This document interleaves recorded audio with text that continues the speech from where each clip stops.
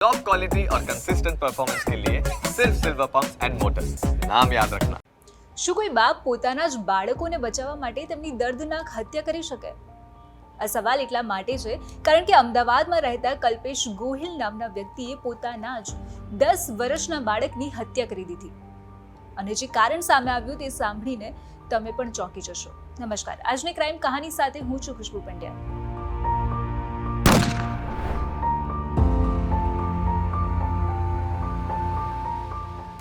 આજની ક્રાઇમ કહાનીમાં વાત છે અમદાવાદમાં રહેતા કલ્પેશ ગોહિલના પરિવારની. કલ્પેશ એક ખૂબ જ સામાન્ય પરિવારમાંથી આવતો હતો. તેનું બાળપણ તેના પરિવારની વચ્ચે જ વીત્યું હતું. એટલે કે કલ્પેશને 2 મિનિટ માટે પણ પોતાની નજરથી દૂર નહોતો કરવામાં આવતો.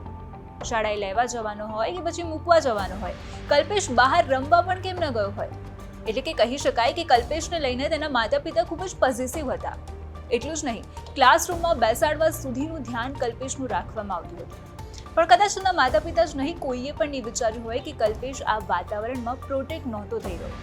પણ કદાચ આ જ વસ્તુઓ તેને હેવાન બનાવી રહી હતી. જે માંગ્યું બધું જ મળ્યું. ક્યારે કોઈ વસ્તુની માંગ કરવાની જરૂર જ નહોતી પડી.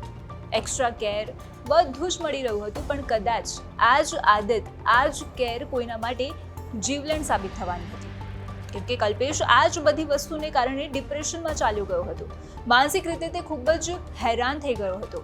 કેમ કે તે 24 કલાક તેના પેરેન્ટ્સના અંડરમાં જ રહેતો હતો. અને જ્યારે તેને પહેલો પ્રેમ થયો ત્યારે તે પ્રેમ પણ થોડા સમય બાદ તેનાથી દૂર થઈ ગયો. તેનું બ્રેકઅપ થઈ ગયું. જે દુઃખ કલ્પેશ સહન ન કરી શક્યો અને તેને આત્મહત્યા કરવાનો પ્રયાસ કર્યો. કેમ કે અત્યાર સુધી તેને જે માંગ્યું છે તે બધું જ તેને મળ્યું છે. અને જ્યારે કલ્પેશે કોઈ વ્યક્તિને ખૂબ જ પ્રેમ કર્યો અને તે જ તેનાથી દૂર ચાલ્યું ગયું, તે તેનાથી સહન ન થયું. તેથી તેને ઝેરી દવા પી લીધી. પણ કદાચ તે વખતે તેની કિસ્મતમાં કંઈક અલગ જ લખ્યું હશે અને તે બચી ગયો. થોડો સમય વીત્યો, બધું લેવલમાં આવ્યું અને તેની સગાઈ નક્કી કરવામાં આવી, જે પણ થોડાક સમય બાદ તૂટી ગઈ.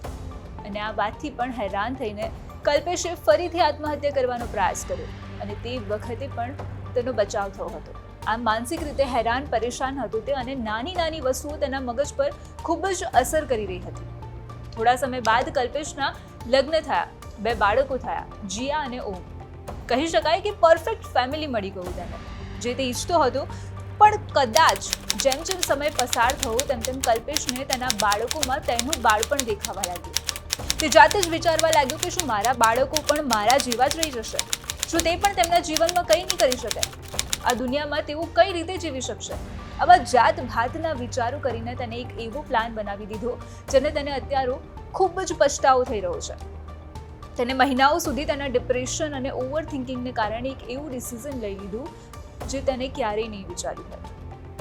તે કમ્પ્યુટર પર આખો દિવસ બેસી રહેતો અને કંઈકનું કંઈક બસ સર્ચ કર્યા કરતો હતો.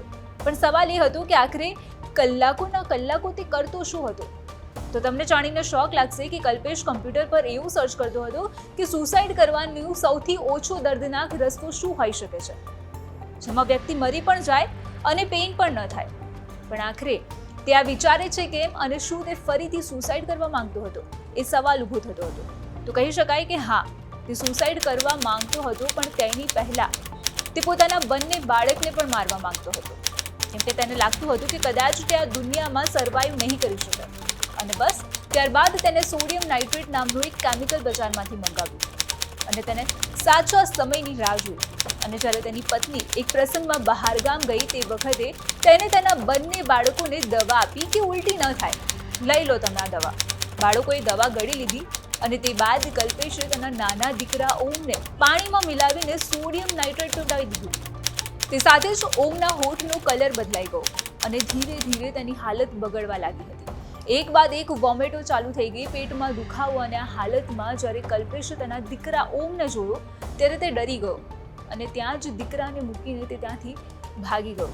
જે બાદ ઓમની બહેન જીયાએ તેના કાકાને ફોન કર્યો અને કહ્યું કે ઓમની તબિયત ખરાબ થઈ ગઈ છે. પપ્પાએ તેને દવા આપી અને પછી તેની તબિયત ખરાબ થઈ ગઈ. પપ્પા ક્યાંય જતા રહ્યા છે. આ વાત સાંભળીને તેના કાકા હોસ્પિટલ પહોંચ્યા, જ્યાં ઓમને લઈ જવામાં આવ્યો હતો. પણ ત્યાં સુધી ઓમની હાલત વધુ ખરાબ થઈ ગઈ હતી અને ડોક્ટરે તેને મૃત જાહેર કરી દીધો હતો. પણ અહીંયા સવાલ એ હતો કે આખરે કલ્પેશ ગયો તો ગયો ક્યાં?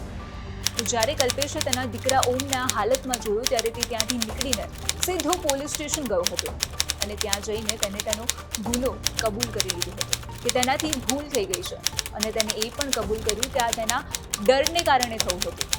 તેના બાળકોને દુઃખ ન પહોંચે તે માટે તેને આ પ્લાન ઘડ્યો હતો અને તેને એ પણ કબૂલ કર્યું કે તે તેના દીકરા બાદ તેની દીકરી અને પછી પોતે પણ આત્મહત્યા કરી લેવાનો હતો. તો પોતાના દીકરાને આ હાલતમાં જોઈને તે ડરી ગયો હતો અને તેને 40 પેજની સુસાઇડ નોટ પણ લખી હતી. પણ શું ખરેખર કલ્પેશે આ જે નિર્ણય લીધો હતો તે યોગ્ય હતો ખરા? તેને પોતાના ડાઉટને કારણે તેના જ બાળકોને મારવાનો પ્લાન બનાવી દીધો હતો.